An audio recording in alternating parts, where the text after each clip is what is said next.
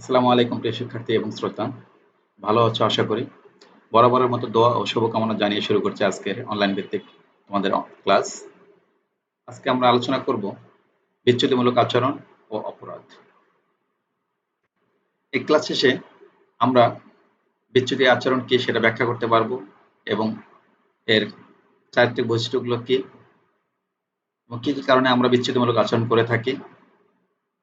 এছাড়া অপরাধ, অপরাধের প্রকারভেদ এবং এর অপরাধের পিছনে কারণসমূহ কি তা জানতে পারবো এবং বিচ্যুতিমূলক আচরণ এবং অপরাধের মধ্যে পার্থক্য নির্ণয় করতে পারবো এবং কিভাবে অপরাধকে নিয়ন্ত্রণ করা যায় সে সম্পর্কে আমরা জানতে পারবো। তাহলে প্রথমে আমরা আলোচনা করি যে ডেভিয়েন্স বা বিচ্যুতি বলতে কি বোঝায়। তোমরা জানো প্রতিটি সমাজেরই একটি নির্দিষ্ট সামাজিক শৃঙ্খলা, রীতিনীতি, আচরণবিধি এবং মূল্যবোধ আছে। সমাজের বসবাসকারী সব সদস্যই এগুলোকে মেনে চলতে পারে না। কেউ কেউ মাঝে মাঝে সামাজিক বিধি লঙ্ঘন করে কিছু অপ্রত্যাশিত আচরণ করে থাকে। সাধারণভাবে এই অপ্রত্যাশিত আচরণকে আমরা বিচ্যুতিমূলক আচরণ বলে থাকি। আমরা প্রতিটি সমাজেই কম বেশি বিচ্যুত আচরণ লক্ষ্য করি, যেমন বয়স্ক পিতামাতার সেবা যত্ন করা, বড়দের সম্মান করা, ছোটদের স্নেহ করা, মদ্যপান না করা ইত্যাদি আমাদের সামাজিক রীতি ও মূল্যবোধ। এগুলো না করা বিচ্যুত আচরণ, অর্থাৎ সামাজিক মূল্যবোধের পরিপন্থী কাজ বা আচরণ বিচ্যুতির পর্যায়ে পড়ে। অপরপক্ষে সামাজিক শৃঙ্খলার বিপরীতে কাজকে আমরা অপরাধ বলে থাকি। কোনো রাজনৈতিক কর্তৃপক্ষ বা সরকার কর্তৃক নিষিদ্ধ কাজ বা আচরণ প্রদর্শন করলে তা অপরাধ হিসেবে গণ্য হয়। এই অধ্যায়ে আমরা বিচ্যুত অপরাধের বিভিন্ন দিক নিয়ে আলোচনা করব।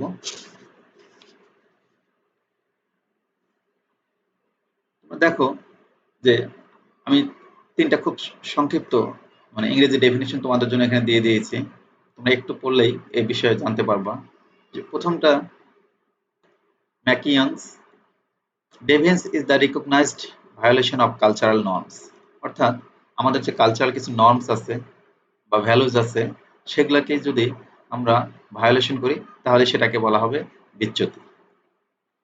অন্যভাবে, it is behaviour that a large or powerful segment of the population disapproves of.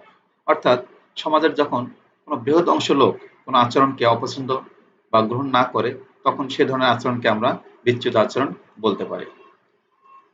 হ্যান্সলিন এর সংজ্ঞায় আমরা যদি দেখি, সেক্ষেত্রে দেখতে পাবো sociologists use the term deviance to refer to any violation of norms। অর্থাৎ কোনো নর্মসের যদি কোনো বিচ্যুতি ঘটে বা ভায়োলেশন ঘটে, তাহলে সেটাকে আমরা ডেভিয়েন্স বলতে পারি।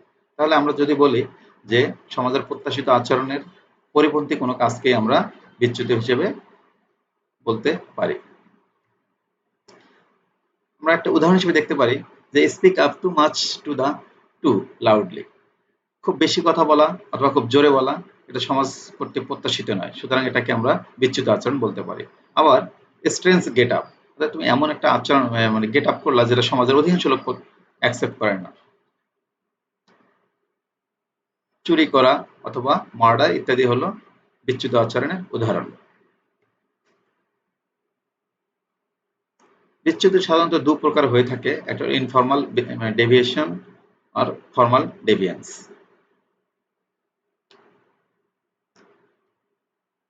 ইনফর্মাল ডেভিয়েন্স বলতে বোঝায় যে it refers to the fact that an individual goes against the general trend of society. However, this behavior does not constitute an illegal act। অর্থাৎ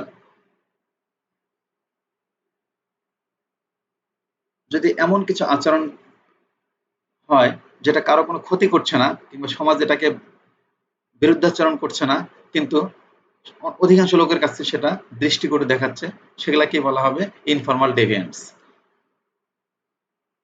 যেমন তুমি যদি দেখো হেয়ার স্টাইল, এখানে দেখা যাচ্ছে যে একটা হেয়ার স্টাইল যেটা অধিকাংশ লোককেই এটাকে অ্যাকসেপ্ট করে না, কিন্তু এটাকে তুমি ইগনোরও করতে পারবে না, এটার ব্যাপারে তুমি কোনো ধরনের সমালোচনাও করতে পারবে না, সেটাকে বলা হবে informal ডেভিয়েন্স। Informal ডেভিয়েন্টস R people whose behavior might raise an eyebrow but will not encourage a person to call the police। অর্থাৎ এটা তোমার চক্ষুশূল হতে পারে বা তুমি এটাকে অপছন্দ করতে পারো, কিন্তু এর জন্য তুমি কাউকে বা কোনো পুলিশকে ইনফর্ম করতে পারবো না, পুলিশকে বা কারো কাছে কোনো ধরনের অভিযোগ করতে পারবো না। এ ধরনের আচরণকে বলা হবে ইনফর্মাল ডেভিয়েন্স।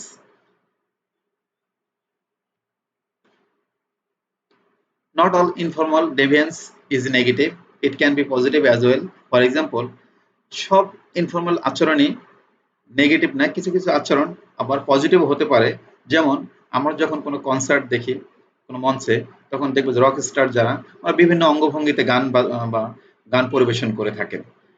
যেমন আমরা এখানে যদি দেখি এই স্টাইলটা সাধারণত মানুষ অ্যাকসেপ্ট করবে না, কিন্তু যখন কোনো অডিয়েন্স বা কোনো কনসার্টে যায় তখন এটাকে মানুষ গ্রহণ করে থাকে।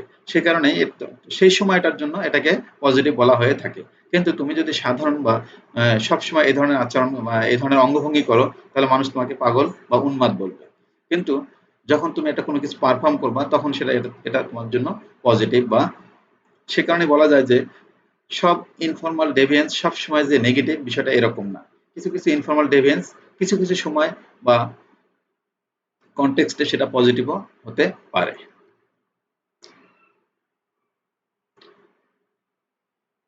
নেক্সট হলো ফর্মাল ডিভিয়েন্স। দেখো এখানে it refers to the fact that an individual goes against the established law of society. মানে সমাজের যে কিছু প্রতিষ্ঠিত নিয়ম কানুন আছে, সেই সবের বিরুদ্ধে যদি কোনো আচরণ হয়, তাহলে সেটাকে আমরা বলবো ফর্মাল ডিভিয়েন্স। ফর্মাল ডিভিয়েন্সকে এক ধরনের ক্রিমিনাল অ্যাক্টিভিটিসও বলা যায়। আবার কিছু কিছু ক্ষেত্রে, যেমন যদি খুব মানে ছোট আকারের ট্রাফিক ভায়োলেশন করা হয়, তাহলে সেটাকে ফর্মাল ডেভিয়েন্সও বলা হয়। যেমন যদি রাস্তাঘাট খুবই ফাঁকা থাকে, কোনো যানজট না থাকে, সেক্ষেত্রে তুমি রাস্তার যদি বিপরীত দিক মুখে বা উল্টা দিকে তুমি যাতায়াত করো, সেটাকে বলা হবে ফর্মাল ডেভিয়েন্স। তাহলে ইনফর্মাল ডেভিয়েন্স আমরা সেই সব আচরণকে বলবো যেসব আচরণ কোনো সমাজের প্রতিষ্ঠিত নিয়ম কানুনের বিরুদ্ধে না, কিন্তু অধিকাংশ লোক সেটাকে পছন্দ করে না, সেটাকে বলা হবে ইনফর্মাল ডেভিয়েন্স। ইনফর্মাল ডেভিয়েন্স কিছু কিছু ক্ষেত্রে পজিটিভও হতে পারে, আবার কিছু কিছু ক্ষেত্রে নেগেটিভও হতে পারে। ফর্মাল ডেভিয়েন্স হলো যদি আইনের ছোটখাটো লঙ্ঘন অথবা সমাজের প্রতিষ্ঠিত রীতিনীতির বিরুদ্ধাচরণ যদি করা হয়, তাহলে সেটাকে বলা হয় ফর্মাল ডেভিয়েন্স। যেমন ছোটখাটো ট্রাফিক আইন ভঙ্গ করা এর উদাহরণ হতে পারে।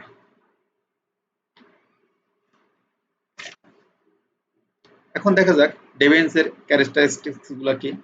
আমরা যদি ক্রস কালচারাল অ্যানালাইসিস করি, তাহলে দেখতে পাবো যে একই ধরনের আচরণ এক জায়গায় অ্যাকসেপ্টেন্স আছে, অন্য সমাজে এর অ্যাকসেপ্টেন্স নাই। যেমন এটার রাইট এবং রংটা ভেরি করে কালচার টু কালচার, অর্থাৎ যেটা আমাদের কালচারে অ্যাকসেপ্টেবল সেটা অন্য কালচারে অ্যাকসেপ্টেবল নাও হতে পারে। যেমন কিছু কিছু দেশে 18 বছর নিচের মেয়েকে বা বিয়ে শাদী করা অন্যায়, কিন্তু আমরা যদি সেটা আমেরিকার কনটেক্সটে বিবেচনা করি, 18 বছরের কোনো কন্যা সন্তানকে বিবাহ দিলে সেটাকে কি হবে, চাইল্ড অ্যাবিউজের পর্যায়ে পড়ে যাবে। তাহলে কিছু কান্ট্রিতে 18 বছর কোনো অন্যায় নয় বা কোনো ডেভিয়েন্স নয়, আবার কিছু কান্ট্রিতে এটা চাইল্ড অ্যাবিউজের পর্যায়ে পড়ে যায়। সেক্ষেত্রে সে কারণে বলা যায় যে এটা ভ্যারি করে culture to culture, country to country, অথবা society to society. Deviance seem to vary according to the status of the person performing the act. অর্থাৎ the individuals who shoot several people was condemned, but a soldier performing the same act in another country might win a medal. অর্থাৎ এটা বলছে যে ডেভিয়েন্স এই আচরণটা কে করতেছে তার উপর নির্ভর করে সেটা ডেভিয়েন্স কিংবা ডেভিয়েন্স নয়। যেমন যদি কোনো ব্যক্তি কাউকে বন্দুক দিয়ে গুলি করে, তাহলে সেটা হবে বা সেটা বিচারে শামিল হবে বা সেটা ডেভিয়েন্স বা অপরাধ হবে। কিন্তু একই কাজ যদি পুলিশ করে, কোনো অপরাধীর বেলায় সে গুলি করে, তাহলে সেটা কি হবে, সেটা সে বরঞ্চ পুরস্কৃত পাবে এবং সেটা তার কাছে কোনো ডেভিয়েন্স বা অপরাধমূলক কাজ হবে না। সে কারণেই বলা যায় deviance seem to vary according to the status of the person performing the act.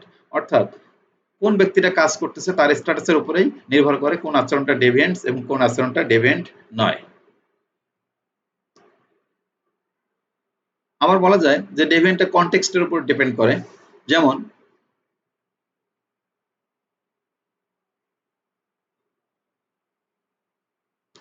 যদি আমরা বলি কোনো অপরাধীকে, অথবা আমরা যদি কোনো মানুষকে ইনজেকশনের মাধ্যমে পয়জন পুশ করি তাহলে সেটা হবে মার্ডারের শামিল। কিন্তু যদি কোনো অপরাধীকে রাষ্ট্র সেই একই কাজ বা সিরিঞ্জের মাধ্যমে পয়জন দিয়ে তাকে ক্যাপিটাল পানিশমেন্ট দেয় তাহলে সেটা হবে তার পানিশমেন্ট।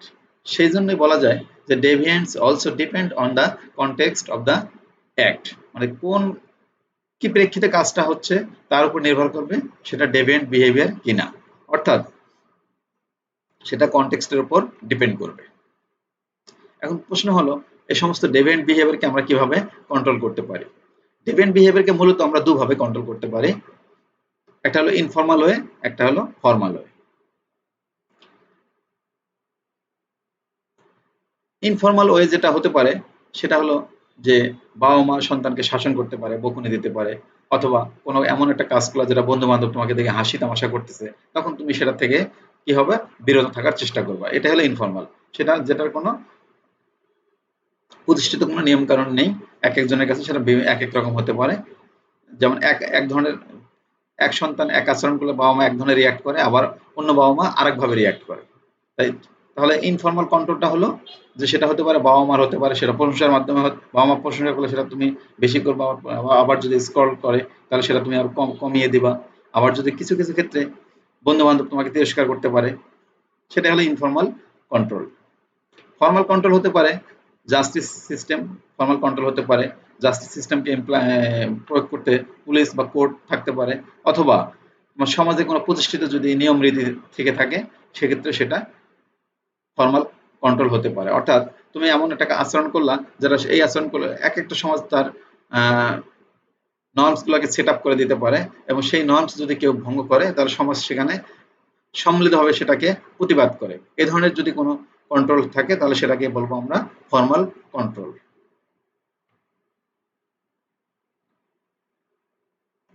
এখন কোশ্চেন হলো যে সমাজ কিভাবে ডেভেন্স বিহেভকে ডেভেন্ট বিহেভিয়ার ফাউন্ডের হিসেবে কাজ করে সেটাকে আমরা একটা যদি উদাহরণ হিসেবে দেখি। যেমন অর্থাৎ কোনো কোনো কান্ট্রিতে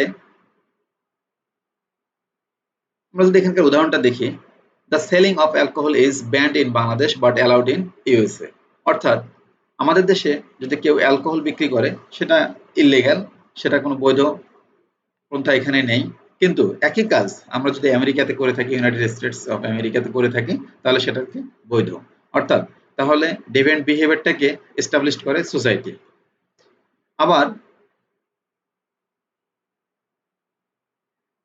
কিছু কিছু সমাজে হিজাব পরাকে উৎসাহিত করে, আবার কিছু কিছু সমাজকে হিজাব পরাকে নিরুৎসাহিত করে।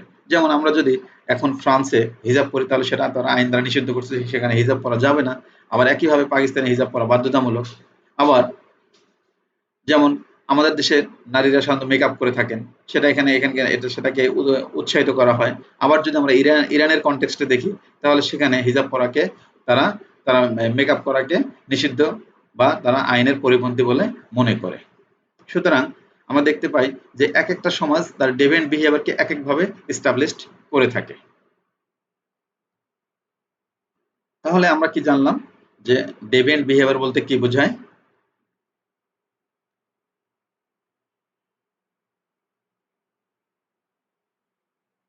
ডেভিয়েন্ট বিহেভিয়ার বলতে কি বোঝায়? ডেভিয়েন্ট বিহেভিয়ার কত প্রকার হতে পারে? ফর্মাল বিহেভিয়ার, ডেভিয়েন্ট বিহেভিয়ারটা কি? Informal deviant behaviour. আর ডেভিয়েন্ট বিহেভিয়ারের ক্যারেক্টারিস্টিক্স গুলা কি কি সেটা আমরা জানলাম, এবং এটাকে কিভাবে কন্ট্রোল করা যায়। এটা মূলত দুভাবে কন্ট্রোল করা যায়, একটা হলো ইনফর্মাল, একটা ফর্মাল ওয়ে। ইনফর্মাল ওয়েটা সমাজ বা প্যারেন্টস বা ফ্রেন্ডস বা পিয়ার গ্রুপ দ্বারা হয়ে থাকে, আর ফর্মালটা রাষ্ট্রের আইন বা সমাজে প্রতিষ্ঠিত কোনো ল দ্বারা এটা প্রতিরোধিত বা বাস্তবায়িত হতে পারে। আর সমাজ কিভাবে ডেভিয়েন্ট বিহেভিয়ারকে প্রতিষ্ঠিত করে সেটা আমরা এখানে একটা উদাহরণ দিয়ে জানতে পারলাম। এখন আমরা যেটা জানবো সেটা হলো যে হোয়াট ইজ ক্রাইম।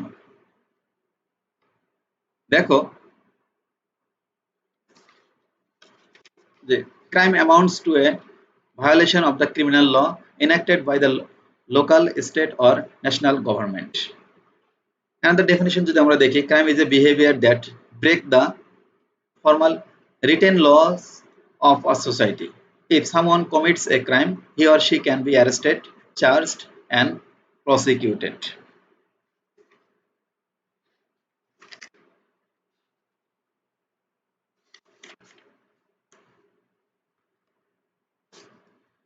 এখন দেখো, আমরা যদি বলি যে অপরাধ খুবই একটা পরিচিত শব্দ, অপরাধ সম্পর্কে সবারই কম বেশি ধারণা আছে, তবে অধিকাংশ ক্ষেত্রেই মানুষ অপরাধকে চিহ্নিত করতে কিছুটা জটিলতায় ভুগে থাকেন।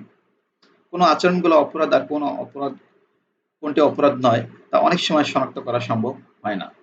বিভিন্ন যুগে বিভিন্ন সমস্যাকে কেন্দ্র করে অপরাধের সৃষ্টি হয়, এমনকি যে কাজ একসময় অপরাধ বলে গণ্য হতো বা হতো না, পরবর্তীতে তা অপরাধ বলে গণ্য হয় বা হয় না। আমরা যদি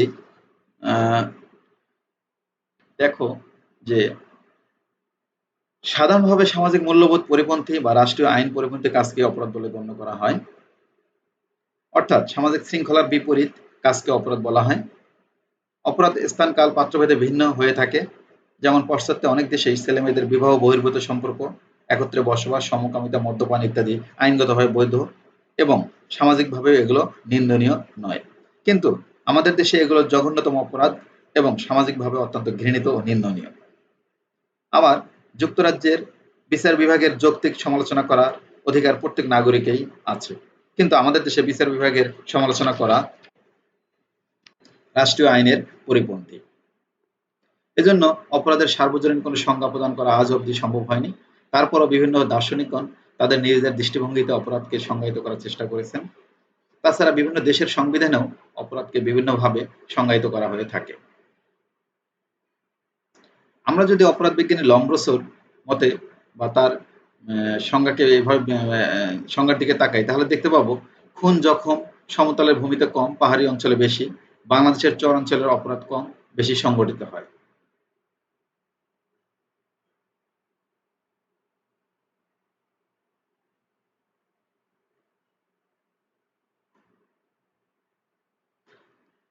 ম্যাকেঞ্জির তোমরা জানো যে ম্যাকেঞ্জির একটা বিখ্যাত বই হলো ম্যানুয়াল অফ ইথিক্স গ্রন্থে তিনি বলেন, অপরাধ বলতে এমন কাজকে বোঝানো হয় যা সমাজ ও আইনের বিরুদ্ধে হয়, যা সমাজ ও আইনের বিরুদ্ধে এবং রাষ্ট্র কর্তৃক আইনের বিরুদ্ধে এবং রাষ্ট্র কর্তৃক নিষিদ্ধ ও শাস্তিযোগ্য অপরাধ। তাহলে আমরা বলতে তাহলে তোমরা জানো যে শিখলা যে ডেভিয়েন্স হলো সামাজিক নর্মস এর পরিপন্থী যে কাজগুলা সেগুলাকে বলা হবে ডেভিয়েন্টস, আর অপরাধ হলো সেই সমস্ত কাজ যা রাষ্ট্রের আইনকে লঙ্ঘিত করে বা আইনের পরিপন্থী কাজ। অর্থাৎ আমরা যদি তোমাদেরকে এট এ গ্ল্যান্স অপরাধ এবং বিচ্যুতির মধ্যে পার্থক্য দেখানোর চেষ্টা করি, তাহলে তোমরা দেখো deviance is the recognized violation of cultural norms, অর্থাৎ recognized violations of cultural norms. অন্যদিকে crime amounts to a violation of the criminal law enacted by the local, state or national government. দেখো, agents of control for deviance are society's pressure and fear of God. অর্থাৎ আমরা ডেভিয়েন্সকে control করতে পারি সামাজিক ভয় বা সামাজিক নিয়ন্ত্রণ অথবা ঈশ্বরের ভয় থেকে আমরা ডেভিয়েন্ট বিহেভ থেকে বিচ্যুত থাকতে পারি। কিন্তু যদি আমরা ক্রাইম করি, এর জন্য রাষ্ট্র বা জুডিশিয়ারি সিস্টেম আমাদের বিচারের ব্যবস্থা করে থাকেন। আর ডেভিয়েন্ট বিহেভিয়ারের জন্য রাষ্ট্র আমাদের কোনো শাস্তি বা কোনো কিছু ব্যবস্থা করেন না। এখানে শুধু আমরা সামাজিক ভয় অথবা আল্লাহর বিশ্বাস থেকে আল্লাহর থেকে ভয় পাওয়ার জন্য আমরা এখান থেকে বিরত হতে পারি। ডেভিয়েন্ট বিহেভিয়ারের জন্য সমাজে কোনো নিয়ন্ত্রণ বা এ থেকে বিরত থাকার জন্য কোনো প্রেশার ক্রিয়েট করেন না, কিন্তু ক্রাইম থেকে বিরত রাখার জন্য গভর্নমেন্ট আমাদের পানিশমেন্টের ব্যবস্থা করে থাকেন। এখন আমরা যদি উদাহরণ হিসেবে দেখি যে walking with the shoes in holy place like mosque, যে তুমি যদি মসজিদের ভিতরে জুতা নিয়ে হাঁটো তাহলে এটা এক ধরনের বিচ্যুত আচরণ। আবার কারো খুব কাছাকাছি অকারণে কারো খুব কাছাকাছি দাঁড়ানো এক ধরনের বিচ্যুতমূলক আচরণের পর্যায়ে পড়ে। স্মোকিং যদি করো একটা পাবলিক প্লেসে, সেটাকেও আমরা বিচ্যুত আচরণ বলে ধরে নিতে পারি। আবার অপরাধের উদাহরণ হিসেবে আমরা বলতে পারি মার্ডার, ফোর্সিবল রেপ, অ্যান্ড হলো রবারি। এখন প্রশ্ন হলো যে অপরাধ আর বিচ্যুতি কি একই সময়ে সংঘটিত হতে পারে? হ্যাঁ, তার উত্তর হলো হ্যাঁ। কারণ হলো a person can be deviant and criminal at same point in time.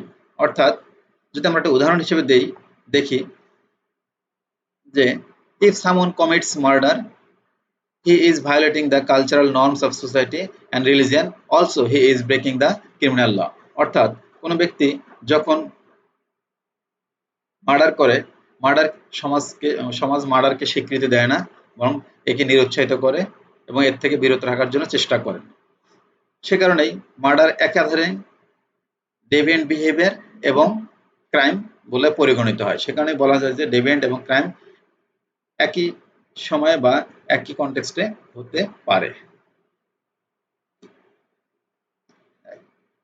আমরা সাধারণত অপরাধের দুটো এলিমেন্ট দেখে থাকি।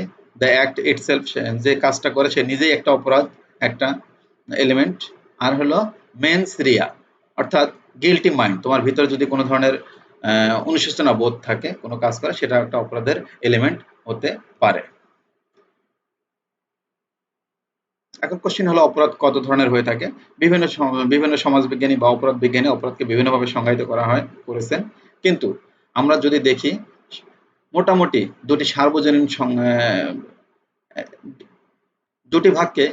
অপরাধের দুটি ভাগকে মোটামুটি সার্বজনীনভাবে অ্যাকসেপ্ট করা যায়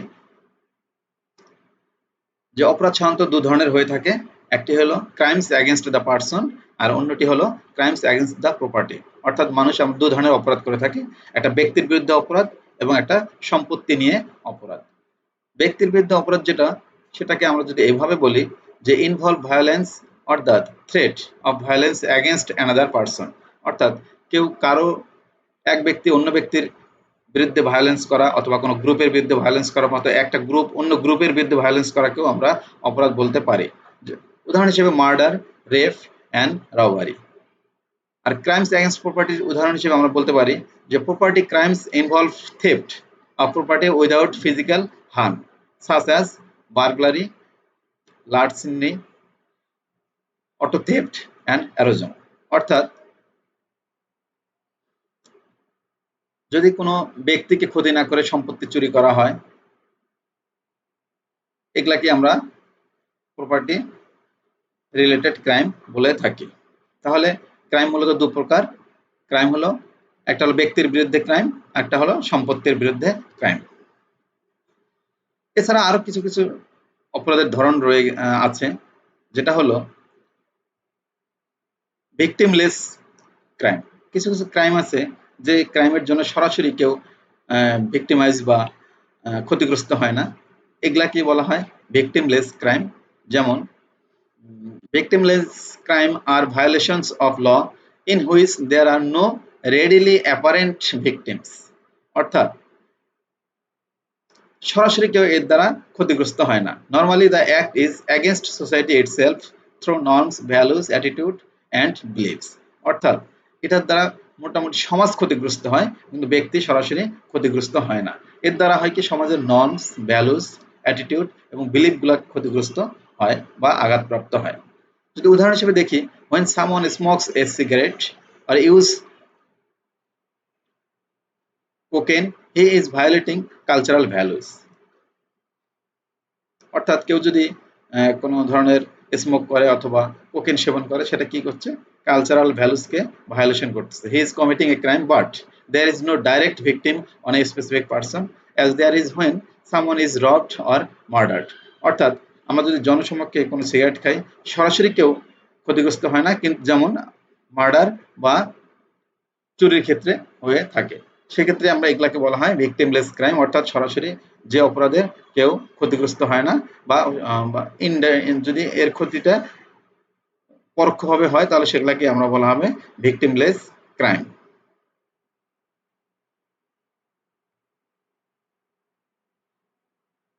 সমাজে আরেকটা প্রতিষ্ঠিত ক্রাইম হয়ে থাকে হলো হোয়াইট কালার ক্রাইম।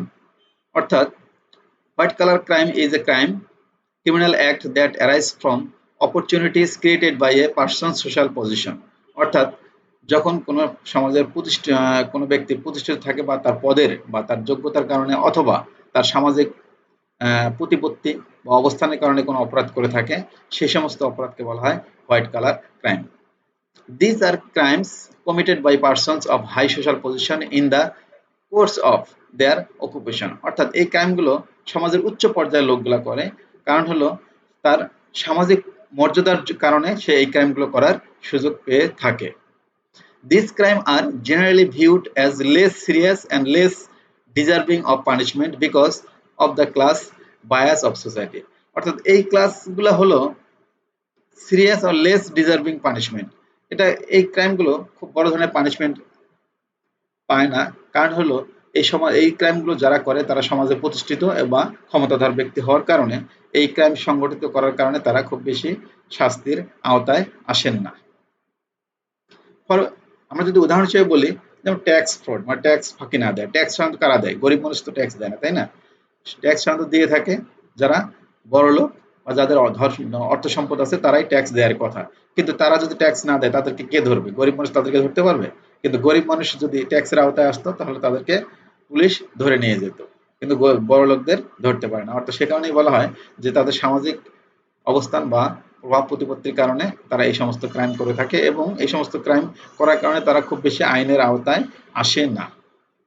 আবার ফলস অ্যাডভার্টাইজিং, যেমন কিছু কিছু আমরা টেলিভিশন খুলে দেখি যে অমুক ধরনের বিজ্ঞাপন অমুক ধরনের, কিন্তু বাস্তবে দেখা গেছে এর ভিতরে কিছুই নেই, তারপরে এর বিরুদ্ধে আমরা কোনো ধরনের কিছু করতে পারি না। এই ধরনের ক্রাইমকেও বলা হয় হোয়াইট কালার ক্রাইম। আরেক ধরনের ক্রাইম আছে যেটাকে আমরা বলা হয় কর্পোরেট ক্রাইম। কর্পোরেট ক্রাইম বলতে বোঝায়, দেখো আমরা যদি উদাহরণটা এখানে যদি ডেফিনেশনটা দেখি, failure of corporation to provide a safe working environment, the production of unsafe product, unsafe disposal of toxic wastes। অর্থাৎ যদি আমরা কোনো কর্পোরেটের তার জন্য তার যে শ্রমিক বা ওয়ার্কার আছে তাদের জন্য যদি আমরা নিরাপদ পরিবেশ দিতে না পারি বা সুস্থ কাজের পরিবেশ দিতে না পারি, তাহলে সেটা এক ধরনের কর্পোরেট ক্রাইমের আওতায় পড়ে। আবার আমরা যদি কোনো কোম্পানি বা ফ্যাক্টরি থেকে ইললিগাল বা আনসেফ প্রোডাক্ট উৎপাদন করি, তাহলে সেটাও কর্পোরেট ক্রাইমের মাঝে পড়ে। আবার কোনো ইন্ডাস্ট্রির যে বর্জ্য, সেটাকে যদি আমরা প্রপারলি ট্রিট করতে না পারি, অথবা সেটাকে যদি আমরা যথাযথভাবে ম্যানেজ করতে না পারি, সেটাও এক ধরনের ক্রাইম। এগুলোকে আমরা সাধারণত বলবো কর্পোরেট ক্রাইম। এর জন্য আমরা সরাসরি তাদেরকে ধরতে পারি না, বা আমাদের আইন শৃঙ্খলা রক্ষাকারী বাহিনীও এদের বিরুদ্ধে খুব বেশি করার সক্ষমতা রাখে না বর্তমান বর্তমান সামাজিক ব্যবস্থায়। অন্য ক্রাইমগুলোকে আমরা যদি দেখি, এটাকে বলা যায় organised crime. Organised crimes is a crime committed by a structured groups typically involving the distribution of illegal goods and services। এটা মানে অর্গানাইজড ক্রাইম হলো এক ধরনের ক্রাইম যেটা মানুষ কালেকটিভ ওয়ে করে থাকে। যেমন যদি বলে গ্যাং রেপ, অথবা একটা দল আর একটা দলের বিরুদ্ধে সংঘর্ষ করা, এইসব। যেমন আমরা যদি উদাহরণ হিসেবে যদি দেখি, many people think of the mafia when they think of organized crime, but the term can refer to any group that exercise control over large illegal enterprise। উদাহরণ হিসেবে দেখি যে drug trader, illegal gambling, propositions, weapons smuggling and money laundering. এই ধরনের ক্রাইমকে বলা হবে organised crime, কারণ এই ধরনের ক্রাইম করতে একার পক্ষে সম্ভব হয়নি, একটা বিশাল চক্র এর পিছনে কাজ করে থাকে। যদি কোনো চক্র একটা ক্রাইম সংগঠিত করে এবং কোনো চক্রের প্রত্যেকটি সদস্য যদি এর সাথে সমভাবে জড়িত থাকে, তাহলে সেগুলাকে আমরা বলা হবে অর্গানাইজড ক্রাইম।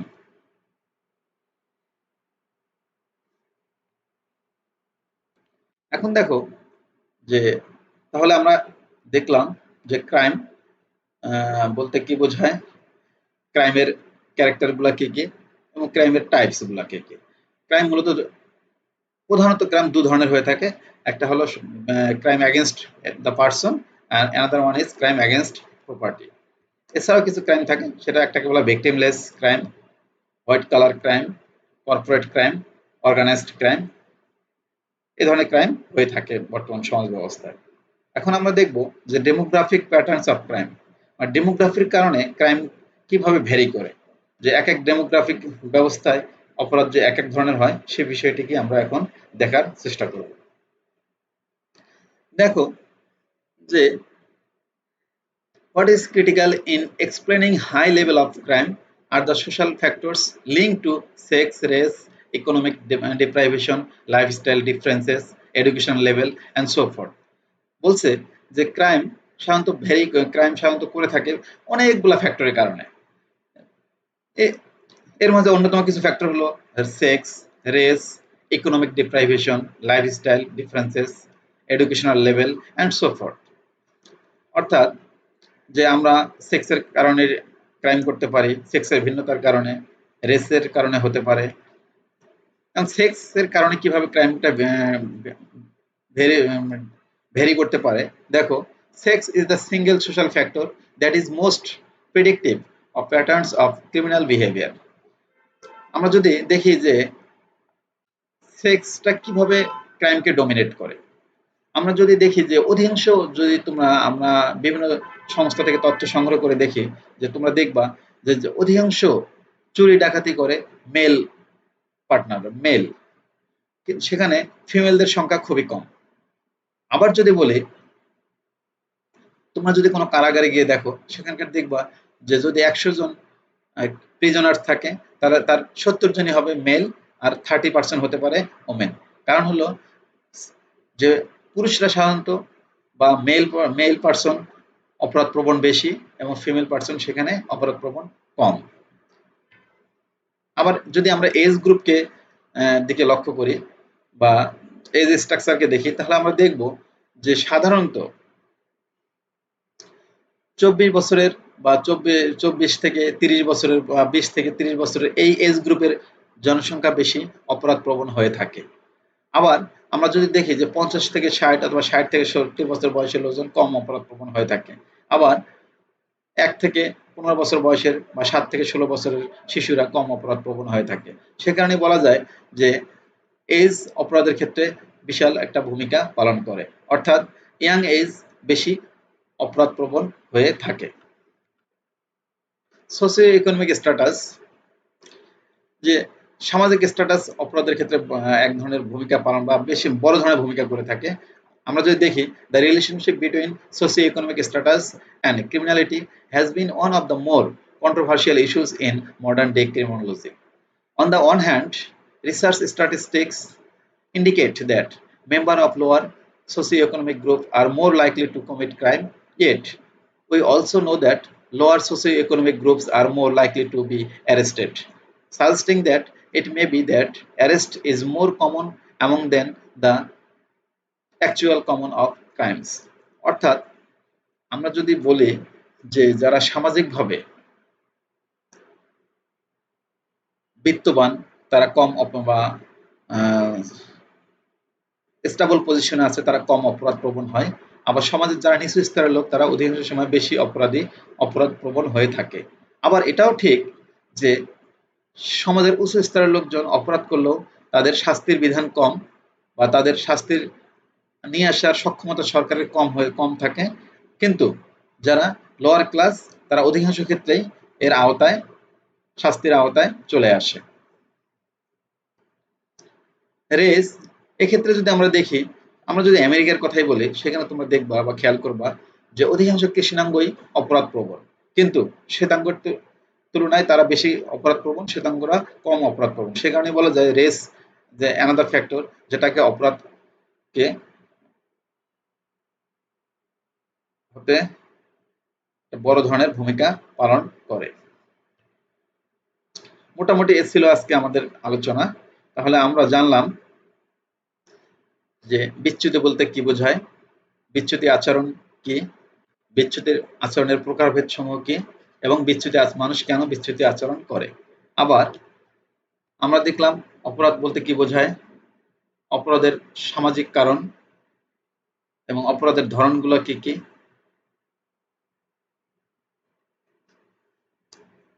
আর কিভাবে আমরা অপরাধ থেকে বিচ্যুত বা মানুষকে নিরোধ করতে পারি। এছাড়াও কিছু কিছু অপরাধ আছে এখানে আমরা যদি দেখি কিশোর অপরাধ, এটাকে আমরা বলি জুভেনাইল ক্রাইম বা ডেলিনকুয়েন্সি। সাধারণত বাংলাদেশের আইনে বা আমাদের দেশের আইনে ৭ থেকে ১৬ বছর বয়সের কোনো কিশোর বা কিশোরীকে কিশোর বলা হয়। এই বয়সের মানুষকে কিশোর বলা হয়। এদের দ্বারা সংগঠিত অপরাধকেই বলা হয় কিশোর অপরাধ। অর্থাৎ কিশোর অপরাধ হচ্ছে কিশোর কিশোরী দ্বারা সংগঠিত অপরাধ। বিভিন্ন দেশের কিশোর অপরাধীদের বয়সের ভিন্নতা লক্ষ্য করা যায়। আমাদের দেশে প্রচলিত শিশু আইন অনুযায়ী সাধারণত ৭ থেকে ১৬ বছর বয়সী কিশোর কিশোরীদের দ্বারা সংগঠিত অপরাধকে কিশোর অপরাধ বলে গণ্য করা হয়। কিশোর অপরাধ হচ্ছে কিশোর কিশোরীদের দ্বারা সংগঠিত অপরাধ।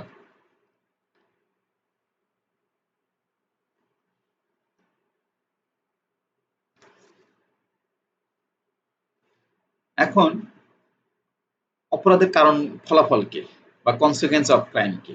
দেখো, অপরাধের অপরাধ প্রবণতার ফলে সমাজ জীবনে যে নেতিবাচক প্রভাব পড়ে সেগুলো যদি আমরা এক কথায় বলি তাহলে দেখবা যে এটি কি সামাজিক মূল্যবোধের অবক্ষয় করে, যুব সমাজের অধঃপতন করে, ধর্মীয় মূল্যবোধের অবক্ষয় দেখা দেয়, সামাজিক বিশৃঙ্খলার সৃষ্টি হয়, অবৈধ ব্যবসায় বাণিজ্যের প্রসার সৃষ্টি করে, নানামুখী সামাজিক সমস্যার সৃষ্টি করে এবং পারিবারিক ভাঙন দেখা দেয়। সময়ের পরিবর্তনের সাথে সাথে অপরাধের ধরন ও মাত্রাও পরিবর্তিত হয়। অপরাধের কারণ ক্রমশ পরিবর্তিত ও বিস্তৃত হয়। সময় ও স্থানভেদে অপরাধের কারণ ভিন্ন হতে পারে, কিন্তু এটি সব সমাজের জন্যই মোটামুটি ক্ষতিকর।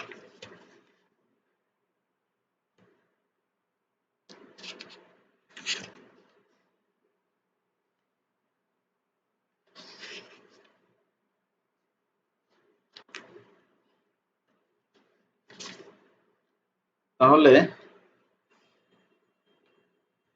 আজকের ক্লাস আমাদের এখানেই সমাপ্ত। আমরা পরবর্তীতে আলোচনা করব অপরাধের বিভিন্ন তত্ত্ব সম্পর্কে আমরা পরবর্তীতে আলোচনা করব। তোমরা একটু বই দেখে আসবা। আশা করি একটু দেখলেই এই চ্যাপ্টারটা খুবই সহজ এবং এটা আমাদের দৈনন্দিন জীবনের সাথে সম্পর্কিত বিধায় তোমরা সহজেই এটাকে আয়ত্ত করতে পারবা, বুঝতে পারবা। পরবর্তী ক্লাস পর্যন্ত ভালো থাকো। ধন্যবাদ সবাইকে।